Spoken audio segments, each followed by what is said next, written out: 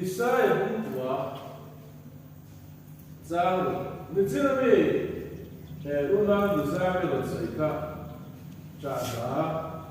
lung tung Giang sống được vấn đề Isaiah cũng của Giang thủ hệ với năm trăm ba gần tu sửa chữa cho man xưa đó Isaiah cũng của Giang và thiên tu thiên là vì đồng bài sáng cần tan đâu bằng ở lầu bia pha pa pe kinh cả đồng ta rô rè nó chú ở cầu kia ở chuông à biết ở chuông mà cả rèm luat tu và thiên chặt tuan pa rem na lalu antidot siya lapan kan sa tama na so se amen kanta nau pang alo dia na ante ka e lo de ka ma se asa from bible de ko ka na nau pang alo de so an let sur ne na ka de nau pang ne piang bai lo nau se ne piang sita anh là xưa thế là cái mà sẽ cần cái là nấu khoảng là đầu tiên đó thì phải tốt mẹ Isaiah hiện cần ta nấu khoảng là đầu tiên đó tiên biển đất sẽ đi từ nấu khoảng là biển biển luôn về thế này nấu khoảng đây thì xin như nó cùng khăn cái chút nấu khoảng là nó được xịn rồi cần ta nấu khoảng là đầu tiên đó pha pa pe kinh cả nông ta anh thì thế đấy chúa chú pha pa pe cả nông ta cả chú rô rèo nó chú à cầu kia chúa mà à bây giờ chúa mà cả rem ruột tua và thiên chắc cả chặt tuần pa rem nó lỡ anh thì đó gì à cần ta nó quảng đầu tiên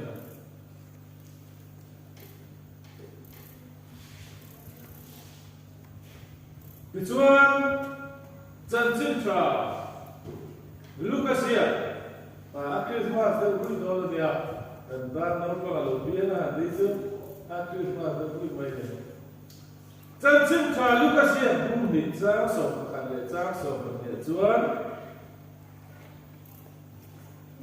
với đại gia in tan đã bị na qua chân năm tu apian ta lâu Christa chứ in hay in tan xin xiên nó tu nó đi nấu xe của nó của rắn chụp bê nó để nó mua in mua áo thì có cái này lớn bằng cái giá ta mà mình sổ xe amen cần ta nấu bằng đầu tiên xin lỗi mà anh này Isaiah xin lỗi lần này xóa biển tu thủ Isaiah xin lỗi cả chúng ta chúa xin lỗi nó thủ anh à thì chúa Mary cái là chúa Mary lão sụp mai rồi rai mà phá bài kia là anh là chúa đi xua đi sa tu đi anh à và từ ਤੋਂ Gabriela cả Mary này là asal ko pa chúa anh không lẽ chúa papa asina là ngay rồi ngay là papa asina là anh là chúa đi Manuel lang sa tiểu mo ka chúa mình không lẽ chúa Emmanuel là đi chúa cần nghe nó bật thiết ông tình ra thì mo ka này chúa lần vào cái nó một sự cần ta nó đâu có được bia với lại hiện tại ta bây giờ qua sản phẩm tôi bia ta lần Christa chứ anh thì cả lần Christa cả Emmanuel anh nhá Emmanuel thì chúng ta này là bát thiết ông thì đã này lần vào cái nó một Emmanuel cần này là bát thiết ông khá Isu Christa nấu bằng lẩu bia bia ka ran so pe han te la a Bethlehem wa man klawa ran so pe han te la lo bia va na lo be ran te la sa ka kan ta lo pa lo bia ka Emmanuel alia su kan te na pathian ong ti na kan te na pathian ong ti Isua Krista su kan te na pathian ong ti na ne Isua kan te na pathian ong ni chu lampa pathian ong se tam ta chuan pathian chei an ti kan lo wa tu lai chuan an ti ve to so ka sang ni le so book pe ko na ka ne sang ni so ka ma ve ka ti ya kon pu ya kon revival a o ma kon pu chu kan sia na kon pu tang mo ni ya ta chon joy revival a o ma ka ta ka la kan se tin pa chu police inspector area ka te ta pa tu ba Tuan kan leta kan terjadi komisaris. Isu hari pertama ni kan lautar maya. Hey Pentecost tu kan tu kan enam tak sih nak. Madinah maya kan lautar dia ada dia. Ibu sih ni cian malah kalau dia maya itu bingung dia dia. Pentecost tu kan saya itu. Anh thấy như là việc về lý do là sẽ không chuyển qua được không may cái việc xảy ra khi xí thì các chiến lệ là cái việc học tổ khác nên yêu này đấy đi xua hết bậc tiên này ta đổ ra là các gì đó đấy mình quan làm sao hết này về thì về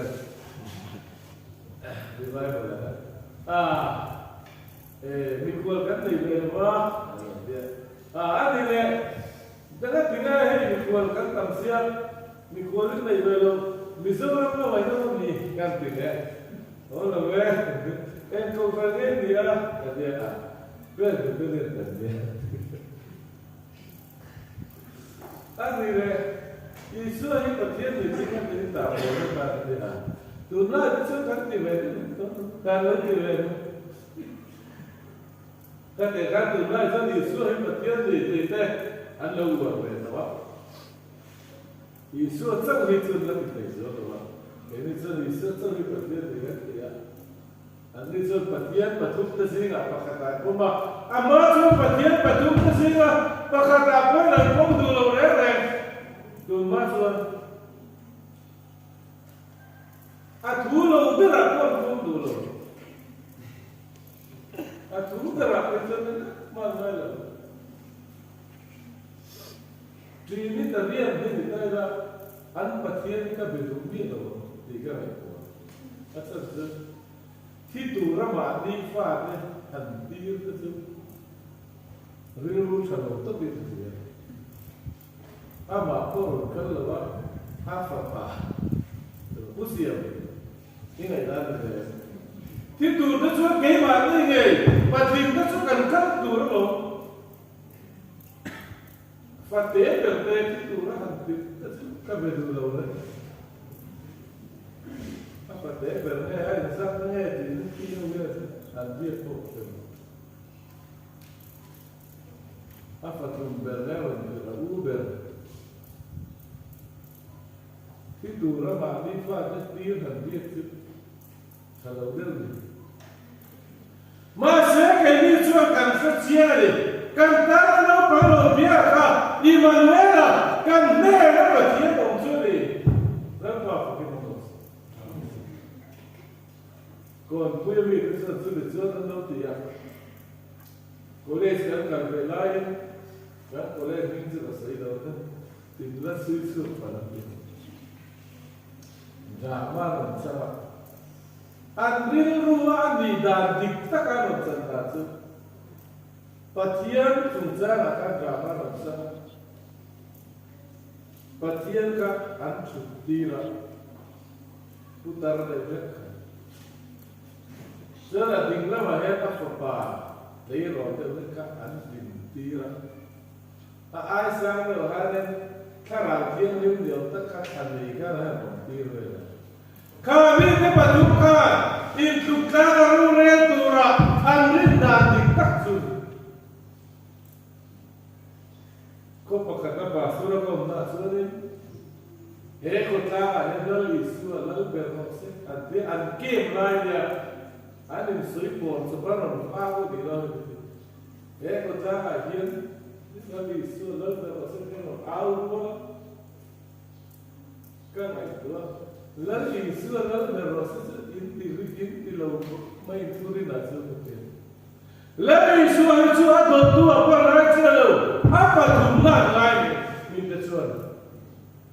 jadi tanya patian pakata minum patung minum person minum ada lepas mipang lain tingkat lalu minum atau lain patian pakata minum patung ling cuan isu ay number one anda lalu intuklah di poin ada tukcia lalu ada nada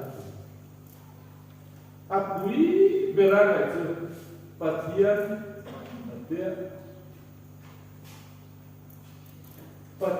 kita ni mingga motor dia patian ni mingga di dalam nina hanya kantir kau ni evan macamnya tirkau handikan kan tirkau handikan sudah makai tercup masih mingga di dalam tirkau pah nanti macam kau yang dua orang berkata mingga ini dia ma ming tercup bulan macamnya evan bulan macamnya sudah cukup patian kau kan mingga ni tirkau pah cuman karina cukup sia karina cukup selalu Tituri pastor tamkok main jauh. Selalu dah. Sungai patian minghan soite. Ele patian. High school kan kalau zona ada. Tadi orang kan ada di situ kan zona ada siapa? Isu tadi mau bela mana kecil. Ma ni patian ni kok saya lebih kapten. Dirko bola kecuan, anu dah subsia. Dirko bola kecuan, anu dah ia dah ia dah sudah saya sudah keluar ini. Dirko bola itu saya keluar ini. Masa dirko bola luar kali lebih agak misura bayar tampe main itu. Pendera keluar ini lebih tampe.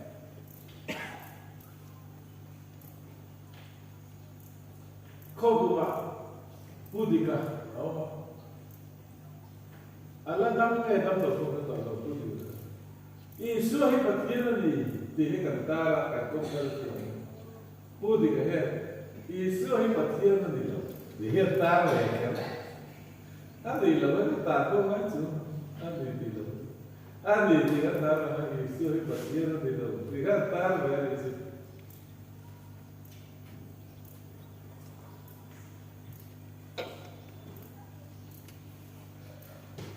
Cantar não para piaca, foi para pegar que não traga, e aí Manuela candeira para tirar no maca, rure na choco que a choca, a mila choca maca, remua tua, tu lá ele era choca, wonderful advisor, wonderful counselor, tenti, remua tu maca ali. Artinya, tuna kalian dia wonderful advisor. Artinya, maka redua tua ini advisor maka detailnya adik kamu. Juara bucia juara patian saka. Kantara nama bangu biaka patian saka. Itu patian fapat saka. Kau kan cakap jual, siapa sana? Ansiata tu patian fapat saka. จุดที่เราว่าจะต้องดิ้นรนที่เราข้าน้องบอกข้าปฏิญาณฝักบาปปฏิญาณฝักบาปสักการส่วนอันนั้นเสียงจัตุวันป่าจัตุวันป่าจัตุวันมานะจ๊ะป้าลูกนี่สักตัวข้านี่กันตานเราต้องรู้เรื่องกันตัวไล่ตัวหันจังกันตัวส่วนจีนี่ที่ริตัวส่วนหันเสียราสละจัตุวันฟ้าป่าเดียวกันตานเราต้องรู้เรื่องมาเสียงนี้สุขสบายจัตุวันฟ้าป่านี่เราเองจัตุวันป่านี่สุนัขป่าkita proses kan ring di kania Isaya kanya ngayon dulu tak tribut tapi tak. Kalau siap bereleksi nanti baik. Satuan, pa. Eternal Father. Satuan pa, satuan papa dilawin. Patian saka. Patian papa saka dilawin, patian saka. Satuan papa dilawin, satuan pa rem dalam antidosia. Ama Jehovah ngaituan Isaya patian ngaituan tihian saya Isaya busuk dile patung sang so makanajuan ki wange hilang pa sukadi ki malu tusan namtu re namlo Jehovah Tuhan tutulia Jehovah Tuhan ke bagai hilang pa sukadi ke malu tusan namtu re namlo atia masa sansen kalau kasih taksuan voira ini tanda bukan buat santam tu pianta santam tu padeo tesiro voira ini tanda bukan buat santam tu pianta lalu din hai hirta sensia tu nau sem buat tu rancu pianta ke muri tu udah tu voira ini kasih kan tanah nau kalau pianta santam tu onsul Tujuhnya sehawan ke bagai he lalpa sekaliya ke balu santam tu dengan mulu atika lali surat Kristus sunya tujuhnya sehawaka akan de patian saka satuan pa rem dalam kan de patian suni isian mutihin kau harus tekai insan ini lalpa kan zata manusia terus amin